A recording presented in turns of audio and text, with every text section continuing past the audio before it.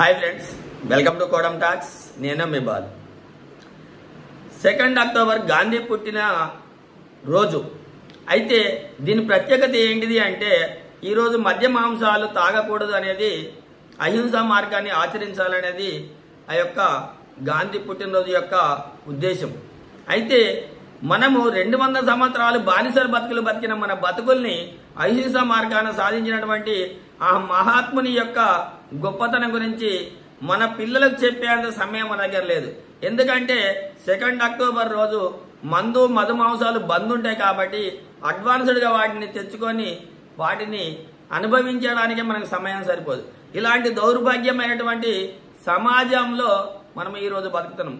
అలాగే ఇదే రోజు నాడు నిరాడంబరతకు నిలువెత్తు నిదర్శనమైనటువంటి లాల్ బహదూర్ శాస్త్రి, 2వ ప్రధానమంత్రి అయినటువంటి లాల్ బహదూర్ శాస్త్రి పుట్టినరోజు కూడా ఇదే రోజు. ఆయనే చేసిన సేవ, నిరాడంబరత, జై జవాన్ జై కిసాన్ అనే ఒక నినాదము ఇలా కోట్ల మంది గుండెల్లో అది రగులుతుంది ఇప్పటికీ కూడా.